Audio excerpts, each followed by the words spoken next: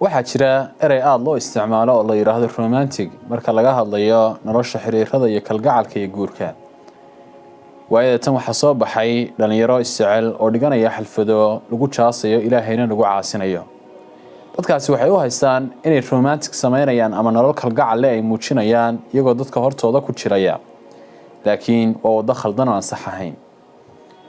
basharka dunida soo maray waxa ugu weynaa rasuulkeena naxariis nabadgelyo korkiisa ha ahaatee maadaama uu ahaa basharkii ugu weynaa dunida soo maray dhaqamadiisuna waxay ahaayeen kuwa ugu khayrka badan.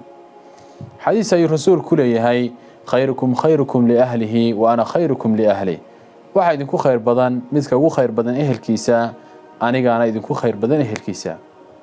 waa runtii dhab ahaan rasuulkeena naxariis nabadgelyo ficilada uu sawjaadkiisa kula dhaqmi jiray waxay ahaayeen kuwa aan eraya lagu cabiri karin.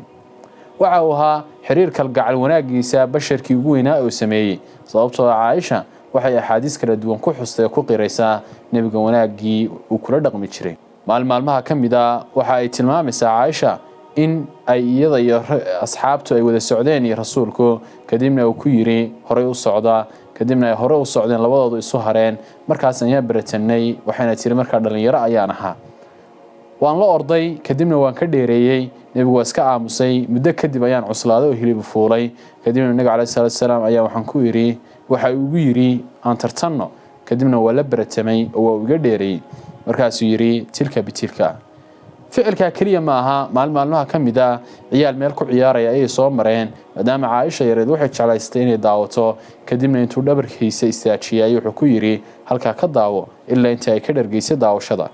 taa kaliya ma aha weelka ay biyaha ka cabto ayuu isaguna meesha ay afka saarto intuu uga dambeeyo ayuu isaguna ka cabi jiray iyadoo caado leh ayuu dhabteeda jiifsan jiray oo barkan jiray.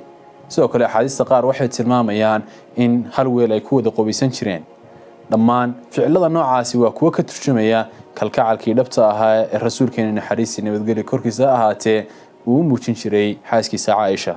ma aha Aisha oo kaliya Safiya waxa ay tilmaamaysaa maalmaha kamida oo la soo wariyay in iyadoo rabta inay awr korto ayuu Xuseen alayhi salaam ruugiisa ayuu u laabay sidii qof fadhiisanaya oo kale si ay intay jiribkiisa cagta u saarto ay awrka ugu fuusho oo ugu korto.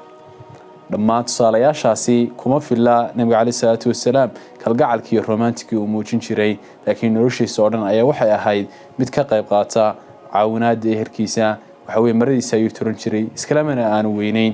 haddaba cidda kaliya ee maanta aan romantic kaga dayanayno waa rasuulkeena naxariis nabadgelyo korkiisa ha ahaato sababtoo ah waxyaalahan kale ee muusigu ku leeran yahay aflaamta la daawanayo ee romantic iyo jacayl ka sheekeynaya lamaanaha baraha bulshada barankiyada ku sameynaya dhammaan waa waxyaalo abtar ah oo soo afkoaya maalmaha kamida waana waxaynu in badan aragnay. haddaba ku dayo rasuulka dhinac walba noloshaada waad liibaanaysaa oo guulaysanaysaa. aad baa u mahadsantahay.